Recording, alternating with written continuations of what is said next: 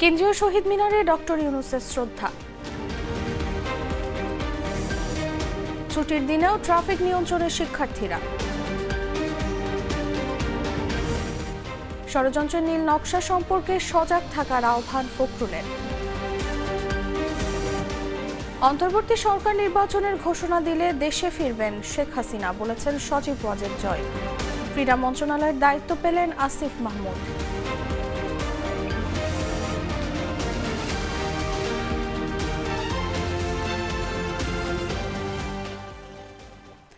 এতক্ষণ শুনছিলেন সংবাদ শিরোনাম। সন্ধ্যা ৭টা নিউজে সবাইকে আমন্ত্রণ জানাচ্ছি, সাথে আছি আমি তাসলিমা তিথি।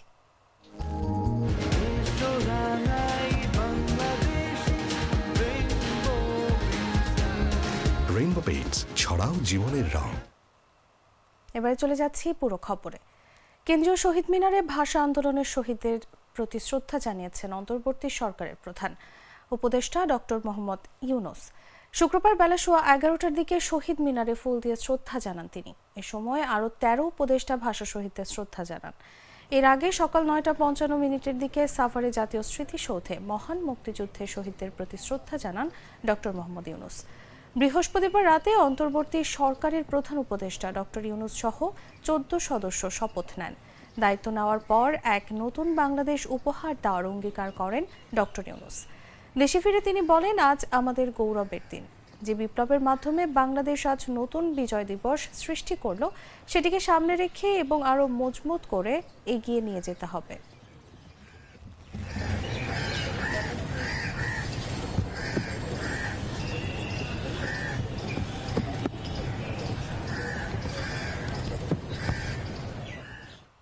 অন্তর্বর্তী সরকারের প্রধান উপদেষ্টা ও উপদেষ্টাদের দপ্তর বণ্টন করা হয়েছে। তাদের দায়িত্ব বণ্টন করে শুক্রবার প্রজ্ঞাপন জারি করেছে মন্ত্রিপরিষদ বিভাগ। অন্তর্বর্তী সরকার প্রধান উপদেষ্টা সহ মোট 17 সদস্যের প্রধান উপদেষ্টা ডক্টর মোহাম্মদ ইউনূস মন্ত্রিপরিষদ বিভাগ ছাড়াও 26টি মন্ত্রণালয়ের দায়িত্ব নিয়েছেন। অন্য উপদেষ্টারা ডক্টর সালেউদ্দিন আহমেদ অর্থ মন্ত্রণালয় ও পরিকল্পনা মন্ত্রণালয়, ডক্টর আসিফ নজরুল আইন বিচার ও সংসদ বিষয়ক মন্ত্রণালয়, আদিলুর রহমান খান শিল্প মন্ত্রণালয়, এএফ হাসান আরিফ স্থানীয় সরকার পল্লী উন্নয়ন ও সমবায় মন্ত্রণালয়, মোহাম্মদ তৌহিদ হোসেন পররাষ্ট্র মন্ত্রণালয়, সৈয়দা রেজওয়ানা হাসান পরিবেশ বন ও জলবায়ু পরিবর্তন মন্ত্রণালয়, শারমিন এস মুর্শিদ সমাজ কল্যাণ মন্ত্রণালয়, ব্রিগেডিয়ার অবসরপ্রাপ্ত জেনারেল এম শাখাওয়াত হোসেন স্বরাষ্ট্র মন্ত্রণালয়, আফামক খালিদ হোসেন ধর্ম বিষয়ক মন্ত্রণালয়, ফরিদা আক্তার মৎস্য ও প্রাণী সম্পদ মন্ত্রণালয়, নূরজাহান বেগম স্বাস্থ্য ও পরিবার কল্যাণ মন্ত্রণালয়, মোহাম্মদ নাহিদ ইসলাম ডাক, টেলিযোগাযোগ ও তথ্য প্রযুক্তি মন্ত্রণালয়, আসিফ মাহমুদ সজীব ভূঁইয়া যুব ও ক্রীড়া মন্ত্রণালয়। তবে ঢাকার বাইরে থাকায় ফারুকি আজম, সুপ্রদীপ চাকমা ও বিধান রঞ্জন রায় উপদেষ্টা হিসেবে শপথ নিতে পারেননি।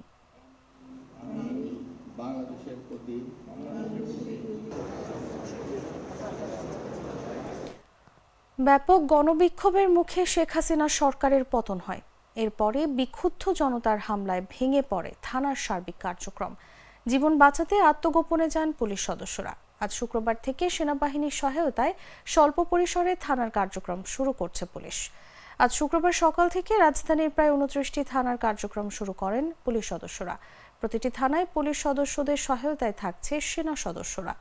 শুক্রবার বেলা 11টায় তেজগাঁও থানায় এক সংবাদ সম্মেলনে এসব তথ্য জানান সেনাবাহিনী ও পুলিশের কর্মকর্তারা।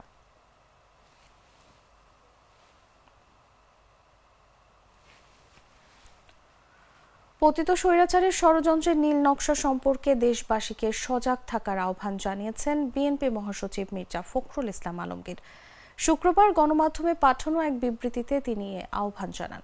বিবৃতিতে বিএনপি মহাসচিব বলেন, বিভিন্ন নির্ভরযোগ্য সূত্র থেকে জানতে পেরেছি পতিত স্বৈরাচার ও তার দোসররা পরিকল্পিতভাবে অন্তর্বর্তী সরকার তথা বিজয়ী ছাত্র জনতার উপর প্রতিশোধের নীল নকশা নিয়ে মাঠে নেমেছে। একই সঙ্গে এসব ঘৃণ্য অপরাধের দায় সুকৌশলে বিএনপি সহ সব গণতান্ত্রিক রাজনৈতিক শক্তির উপর চাপানোর জন্য সামাজিক যোগাযোগ মাধ্যমকে ব্যবহার করছে। বিশেষ করে প্রতিবেশী একটি দেশের কিছু কিছু নিউজ চ্যানেল সহ সামাজিক যোগাযোগ মাধ্যম ব্যবহার করছে একটি চিহ্নিত মহল। তিনি বলেন, হিন্দু, বৌদ্ধ, খ্রিস্টান সম্প্রদায়ের নাগরিকদের সম্পদ ও ধর্মীয় উপাসনালয়কে টার্গেট করা হয়েছে বিশেষভাবে। সাম্প্রদায়িক দাঙ্গার লক্ষ্যে সমাজকে বিভক্ত করাই এই মুহূর্তে তাদের ষড়যন্ত্র। বিজয়ী সব শক্তি তথা জনগণের মধ্যে বিভক্তি সৃষ্টি করার অপচেষ্টায়ও তারা মরিয়া হয়ে লেগেছে।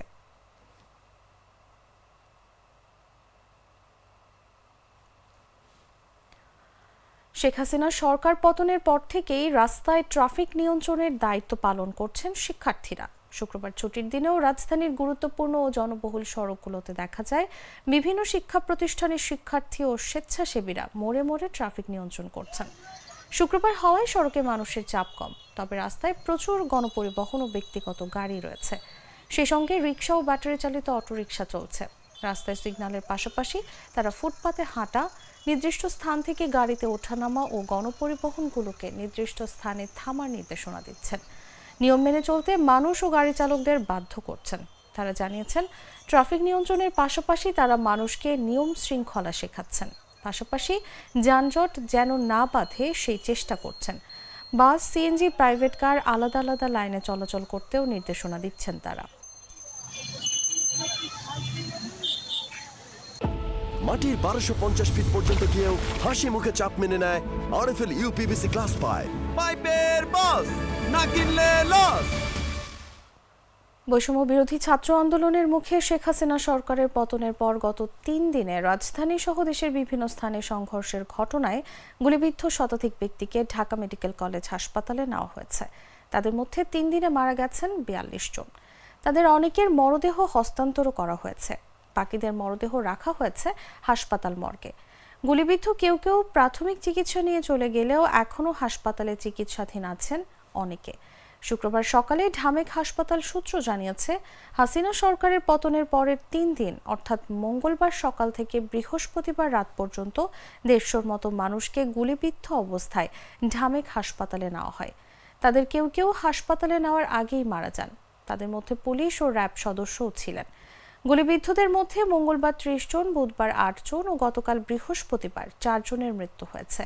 জানা গেছে, মঙ্গলবার সকাল থেকে রাত 11টা পর্যন্ত গুলিবিদ্ধ অবস্থায় 128 জনকে ঢামেক হাসপাতালের জরুরি বিভাগে চিকিৎসা দেওয়া হয়েছে। তাদের মধ্যে মারা যান 30 জন এবং ভর্তি দেওয়া হয় 11 জনকে।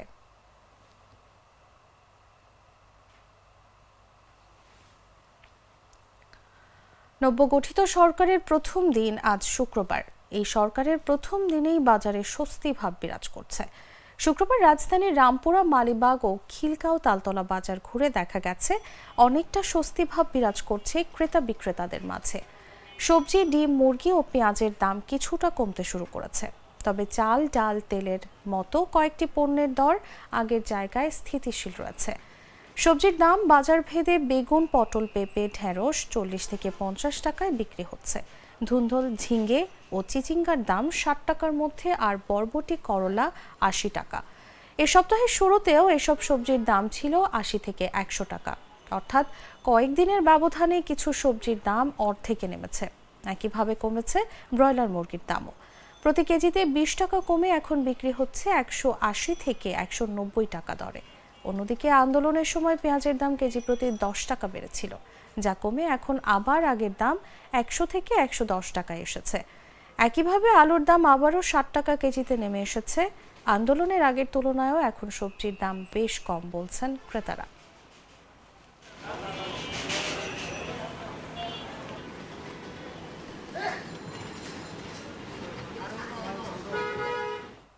জানাবো আন্তর্জাতিক সংবাদ।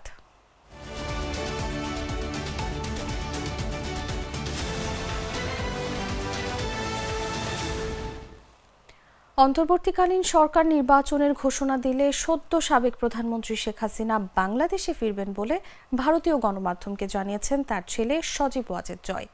ছাত্র জনতার বিক্ষোভের মুখে গত সোমবার শেখ হাসিনা দেশ ছেড়ে ভারতে যান। সেখান থেকে তার লন্ডনে যাওয়ার কথা থাকলেও তা অনিশ্চিত হয়ে পড়েছে। ফলে মনে করা হচ্ছে আপাতত তিনি দিল্লিতেই থাকবেন। এদিকে বাংলাদেশে সরকার গঠন করেছে অন্তর্বর্তীকালীন সরকার, যার প্রধান হয়েছেন শান্তিতে নোবেলজয়ী ডক্টর মোহাম্মদ ইউনূস। একটি নির্দিষ্ট সময়ের মধ্যে তারা একটি নির্বাচনের আয়োজন করবেন। টাইমস অফ ইন্ডিয়াকে দেওয়া সাক্ষাৎকারে জয় যুক্তরাষ্ট্র থেকে বলেছেন, পদত্যাগের দিন থেকে শেখ হাসিনা ভারতে রয়েছেন। বর্তমান অন্তর্বর্তীকালীন সরকার যখন নির্বাচনের ঘোষণা দেবে তখনই তিনি বাংলাদেশে ফিরে যাবেন। জয় বলেন, প্রয়োজনে তিনি রাজনীতিতে ফিরবেন। তাছাড়া আমি নিশ্চিত আওয়ামী লীগ নির্বাচনে অংশ নেবে এবং জয়ীও হতে পারে।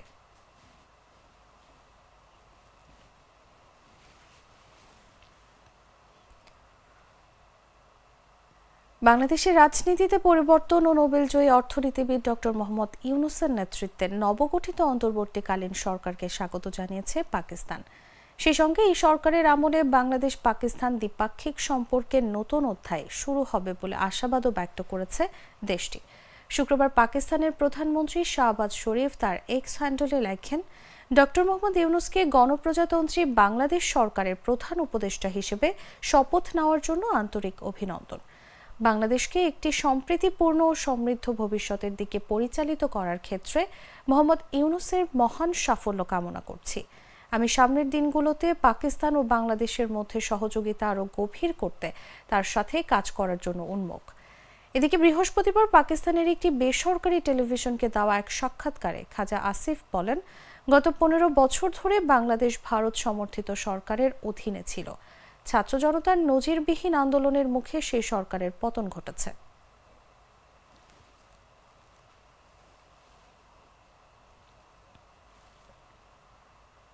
জানাবো খেলার খবর।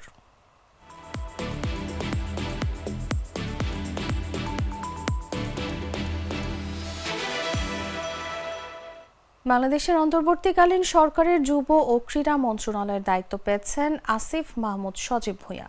আজ মন্ত্রিপরিষদ বিভাগ থেকে এক প্রজ্ঞাপনে তাকে এই দায়িত্ব দেওয়া হয়। আসিফ মাহমুদ বৈষম্য বিরোধী ছাত্র আন্দোলনের অন্যতম সমন্বয়ক। সাবেক প্রধানমন্ত্রী শেখ হাসিনার পদত্যাগের কারণে স্বয়ংক্রিয়ভাবেই বিলুপ্ত হয়ে গিয়েছিল বাংলাদেশের মন্ত্রিসভা। তারই ধারাবাহিকতায় শূন্য হয়েছে যুব ও ক্রীড়া মন্ত্রণালয়। পদ চলে গেছে সাবেক ক্রীড়ামন্ত্রী নাজমুল হাসান পাপনের। আজ প্রজ্ঞাপন জারির মাধ্যমে অন্তর্বর্তী সরকারের প্রধান উপদেষ্টা ও উপদেষ্টাদের মধ্যে বিভিন্ন দপ্তর বন্টন করা হয়। সেখানে ছাত্রদের প্রতিনিধি আসিফ মাহমুদকে ক্রীড়া দপ্তরের দায়িত্ব প্রদান করা হয়।